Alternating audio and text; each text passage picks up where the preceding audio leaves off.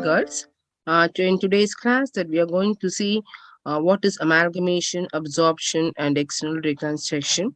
And in detail, we are going to see what is amalgamation and all accounting entries and what are various types of amalgamation and what is PC, purchase consideration. Everything we are going to see in today's class. As we all know, the term amalgamation is used when two or more existing companies into liquidation and a new company is formed to take over the businesses. For example, if a new company XY Limited is formed to take over the businesses of two existing companies, X Limited and Y Limited, it is called amalgamation. So here, if you see, a minimum of two companies is involved. Two companies are involved here.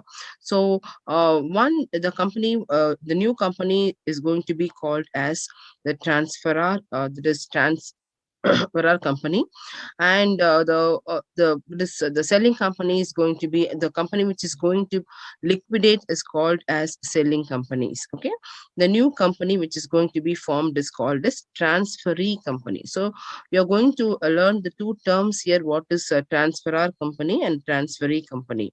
So in a simple terms, we name it as selling company and the purchasing company. The selling company is referred as transfer company, and the purchasing company is referred here as transferee company. Next one is absorption. Here actually two companies are involved here. One is one company absorbs the other company.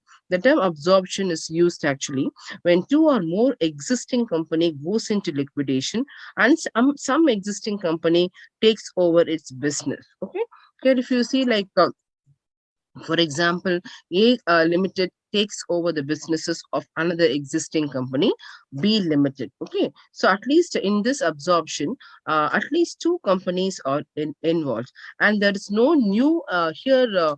Main thing is there is no new company is formed here. Absorption is mainly done to cut competition and reap the economies in large scale. But if you take amalgamation, the amalgamation is done to cut competition and reap the economies in large scale. So both, if you see the both amalgamation and absorption, the objective is mainly is to cut the competition and reap the economies in large scale. Okay, and see the next one is called as external reconstruction. In this case, actually, a new company is formed when formed to take over the business of an existing company. So if you see the slide here, the term external reconstruction is used when an existing company is being wound up and its business is sold to a new company formed especially for the purpose of taking over the business of the company which is being wound up. Here, the company, for example, which is incurring heavy losses for the past 3 years or 4 years, and it is very sick and sustaining a lot for survival. So heavy losses if they incur, automatically what happens? The company prefers to go in for external reconstruction. So, but out of the three, we are going to see in depth today what is amalgamation. So the term, the Institute of Chartered Accountants of India, they have given a legal meaning of what is amalgamation in accounting standards AS 14. So AS 14 describes actually it's as per the definition. We I have to say as it is because it is what defined in AS 14. So amalgamation means an amalgamation pursuant to the provisions of the Companies Act 1956 or any other statute which may be applicable to companies. So here does what they say simply legally the meaning the amalgamation is being defined here. And secondly, they say about what is a transfer company. I told you very clearly the transfer company is nothing but the selling company in our common language. So here, if you see the legal definition, transfer company means the company which is amalgamated into another company, because the selling company is amalgamated into purchasing company. In other words, this transfer company is also called as vendor company. In simple words, we also name it as vendor company. In other words, we can also say that this is a company which is going to be liquidated, which is going to be wound up. The transfer company only is going to be wound up. So these are the other meanings which I want to say share here. And then is transferee company. Transferee company means what I said. That is the purchasing company. Nothing but what here, the new company which is going to be formed. The new company here, the new company is formed. So that company is otherwise called as purchasing company or new company, or otherwise called as transferee company. Transferee company means the company into which a transferor company is amalgamated. So only in this company, the selling company is amalgamated into this transferee company. That is what this meaning tells. And last one is what is, because the definition also talks about the reserves, because the reserves plays a prominent role everywhere in amalgamation, in absorption, etc., in reconstruction.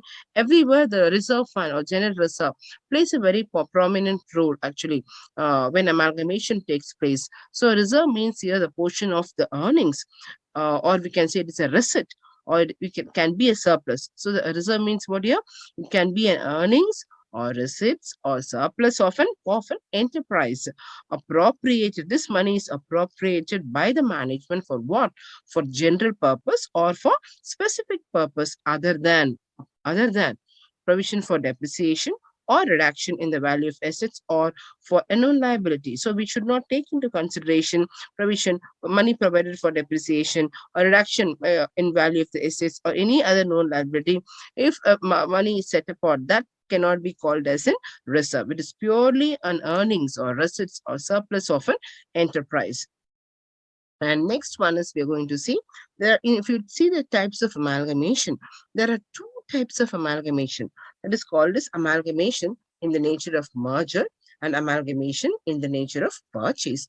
Only two types of them. But each type has its own provisions, or otherwise called as each type has its own conditions that has to be fulfilled. So you have to be very careful with the conditions what which comes under the types of amalgamation. If you see that amalgamation in the nature of merger, the main five conditions are there. One is transfer of all assets and liabilities, and there should be an PC, the same business should be continued, and there should be recording of assets and liabilities at book values, and the same equity shareholders holding 90% of the shares. All this we are going to see in the next two more slides as difference between amalgamation and merger. If you take amalgamation in the nature of merger, it is just an opposite of merger. If you take purchase, it is just an opposite of what are the conditions which are not satisfied. Any one, there are five conditions mainly are there. If any one condition does not satisfy, automatically it fall under the category of the next type called as nature of purchase. So we're going to see in depth in slides. Then what is accounting methods? We have seen two types. Each type has its own accounting methods. First one is, I told you, first type is amalgamation in the nature of merger.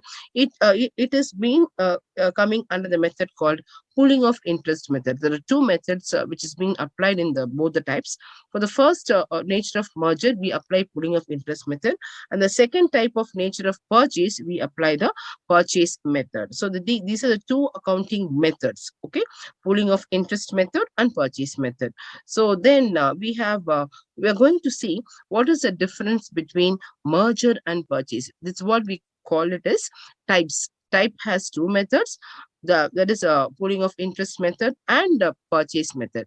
Okay, and if you see the types merger, and we have to understand clearly the meaning, the main difference between merger and purchase. So if you understand this, then the entire chapter will be very easy for you. When you do all the accounting problems, you can deal very easily if you know the basic difference between merger and purchase. And if you see, I have given everything in one slide called here.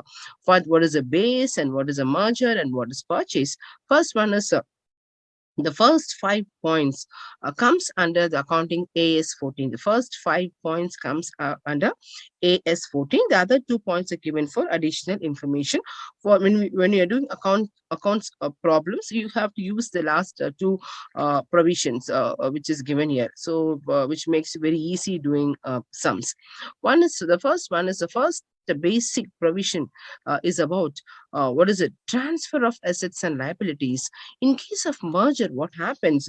All the assets and liabilities must be transferred only at the book values, only at the book values. Okay, so here, but there should be a transfer of all assets and liabilities. And second, in case of purchase, opposite, it is not necessary that all assets and liabilities must be transferred. So there need not be. It is not. So, but in case of merger, all assets, everything, all assets, I say about fixed assets, current assets, but not fictitious assets, but not, for example, preliminary expenses, discount on issue of shares, discount on issue of debentures, all this will not come here. Purely fixed assets and current assets will be transferred. And also, when I say liabilities, here the liabilities to third parties, creditors, bills payable, all comes here in case of liabilities. But opposite, once you know the merger in depth, opposite is the case of the purchase. So that it is not necessary that all assets must be transferred and all liabilities must be transferred here. Second point is, the second provision is about equity shareholders holding 90%. What is it here, 90%?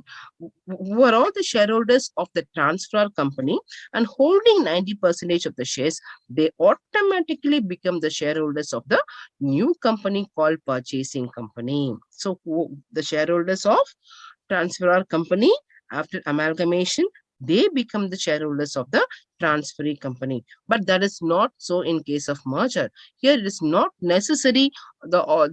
Whatever I said, 90% is not necessary. At the same time, equity shareholders need not become. It is not necessary. They should be the shareholders of the transferor company. No strict conditions in case of merger purchase. Third one is PC. If you see shortly, I named it as PC, nothing but purchase consideration. What is purchase consideration? That is whatever the amount that the purchasing company is going to pay to the selling company.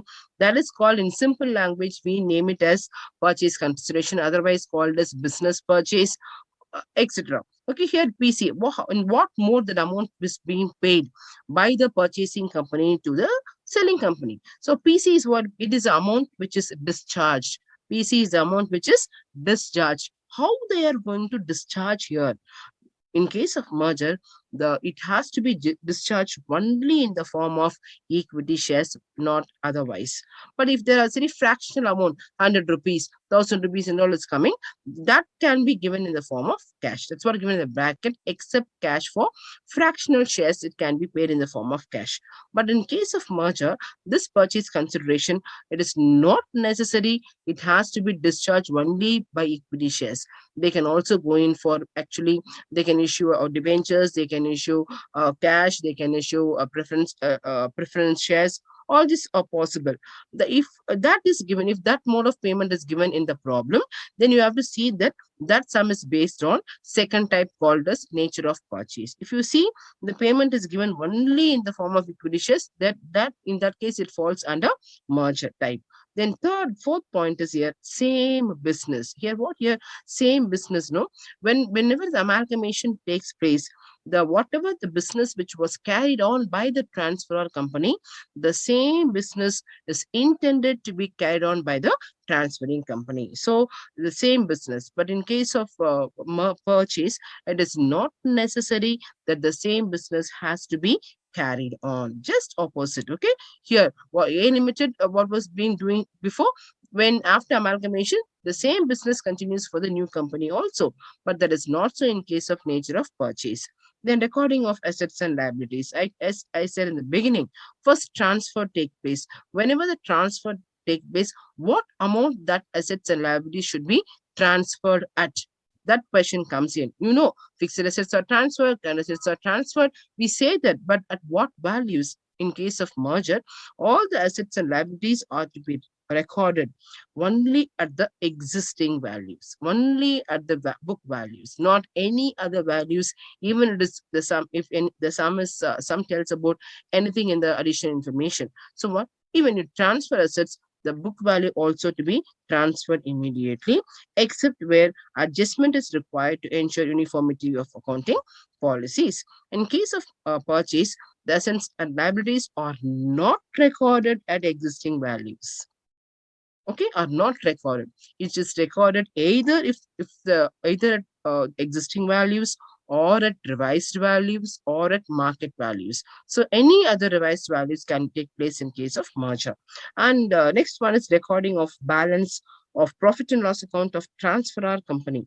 The balance of P&L of transfer company will be merged, will be aggregated with the merged with the corresponding balance of the transferee company. Okay, so both, so whatever the balance which is left over in transfer company, that will merged with the balance of P&L of the transferee company. And the opposite is the case of purchase. The balance of P&L loses its identity and is not recorded at all. It means that we totally ignore the P&L. It loses its identity. We ignore. It means we won't even bring it into the accounting methods. Okay, so it is not at all recorded. So just ignore the P&L in case of nature of purchase. Last one is recording of accumulated profits and reserves of the transferor company. All accumulated profits and reserves are recorded only at book values in transferees company's books. Okay, and here if you take purchase, all accumulated profits and reserves are ignored. Here we recorded book values, but here it is totally ignored, except statutory reserve is continued. If statutory reserve is continued, that takes place. Otherwise, remaining other accumulated profits and reserves are totally ignored in case of transferee company. I think you have understood the basic difference between what is merger and what is purchase. If you know this very in depth, all other things are very easy. Okay, and what is we have been talking about what is PC. What is PC? In simple words, I said what is PC is purchase consideration is what is the amount paid by whom? The new company, the company was purchasing. That company, when it purchases, it has to pay something to selling company, is it not? That's something here we call it as consideration. That something is nothing but purchase consideration. So purchase consideration is the amount paid by the transferee company for purchasing, for what they're paying for purchasing the business of whom? Of the transfer company, of the transfer company. Okay. So next one is like when you when they discharge, I told you, in case of merger, it has to be discharged only in the form of equity shares. But in case of merger, it can also be in other modes too. So totally, if you see what is the total mode of PC is, it can be issued in the form of equity shares of transferee company, or it can be preference shares of the transferee company, or it can be debentures of or bonds issued by transferee company, or any other securities or shares. The mode of payment can be, last but not the least, the mode of payment can also be in the form of cash. Okay, so the PC, this is what we're seeing, what are the modes terms in which it could be discharged. But when you see the types, there are four types methods of calculating how to calculate the PC, or methods of calculation. There are four methods we are having. One is called how the payment can be done. It can be done through lump sum method, or it can be, the second method is called as net assets method. The third one is called as net payment method, and fourth one is called as intrinsic value method. These four methods we will be seeing, we will see in the next coming class. Okay, today I wound up with what is I started with you all what is amalgamation, I said what is absorption, what is Excel reconstruction, I said, and what is accounting standard tells about accommodation, amalgamation. All this or the types we saw, and we saw the difference also we saw here. And what is PC? Everything we have seen here. What I said to you is given here. If amalgamation is in the nature of merger, I told you already, it should be only in the form of equity shares. If it is in the case of merger, it can be equity shares or any other modes, what I said in the previous slide. And payments to the made only to the shareholders of the transfer company are to be included in the PC. Okay, yeah. Payments made to debenture holders or creditors of the transfer company by the transferee company should not be included in the amount of PC. Thank you so much, girls.